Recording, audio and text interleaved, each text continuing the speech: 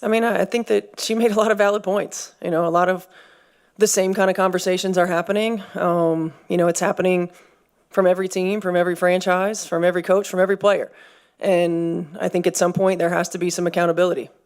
Anything new that film revealed to you yesterday about game 3 struggles that I see addressed today? Yeah, I mean, I think number one, obviously we got to make shots. We got to make our layups. We were inefficient in around the paint as well, and our free throws. We got to make shots. We've got to continue to make some adjustments in our coverages and be committed to executing our coverages. Every time we weren't doing that, they capitalized on it. In particular, in that game, it was Jackie.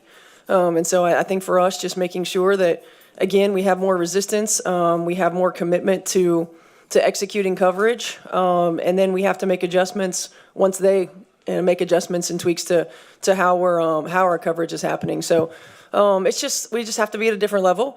I still felt really good about where we were at various points in the ball game, and it just comes down to players making plays.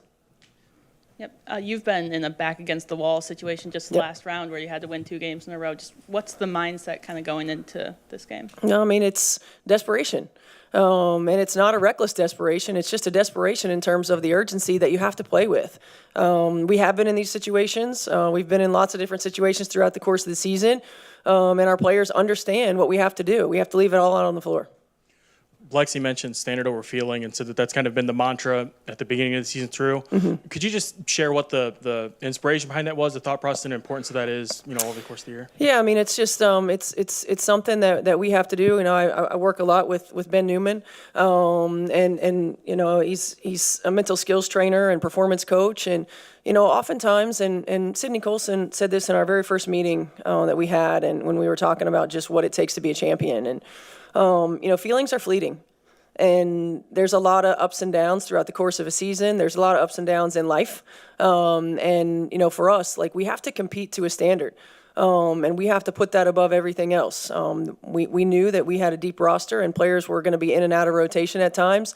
Well, we got to compete for the we. We got to compete to the standard no matter what. We know that you're going to go through ebbs and flows in terms of shots falling and not falling. Well, we got to compete to the standard no matter what. We can't let that affect everything else. And I just think for us, it's a mentality that we're trying to really embrace and make sure that we can continue to put our best foot forward.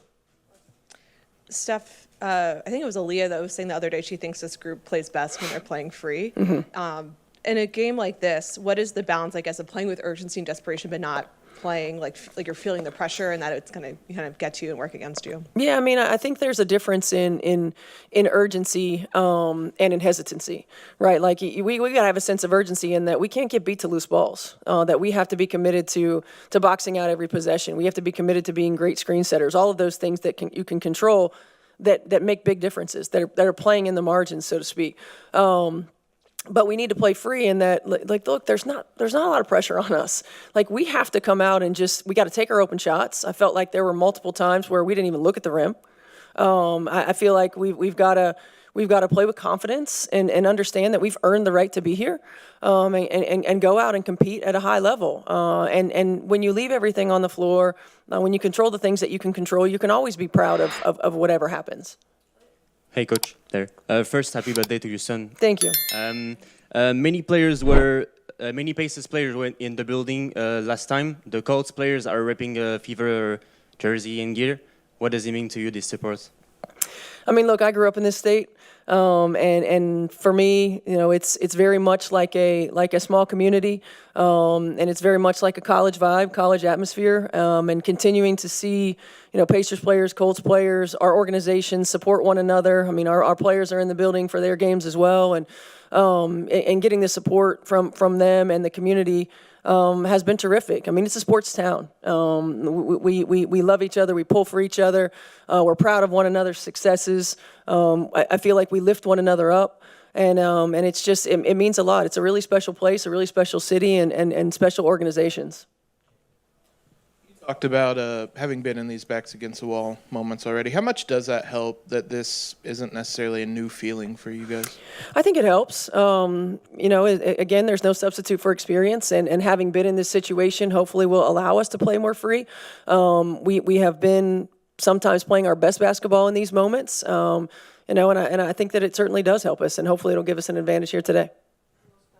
Steph, what more do you need for your point guard position out of today? We got to get production. I mean, we've got to get downhill. We got to make sure whether it's the ability to create for herself or for her teammates, Shea knocking down shots, making sure that we're getting high quality, high percentage looks from everybody else, and setting the tone on the defensive end. Steph, back to the officiating. Don't want you to get fined Yeah. or anything, but a lot of people have called out more of like the structural things that could be changed or could evolve as the league grows. Is there anything that comes to mind that you'd like to see maybe addressed as as the league moves forward in that regard? Yeah, I mean, I think just as much as anything, when I alluded to it earlier in the year, it's like every part of our league has gotten better, and that part is lagged behind for whatever reason. Oftentimes it's infrastructure in terms of training. Oftentimes it's financial, right? And it's really investing in who we have as officials. And sometimes it's manpower. Like who's coming into the program? How do we get them to stick around? How do we keep them growing and getting better? Do we have more resources to support them? Do we have more resources to help, whether it's something like a replay center and we're not here?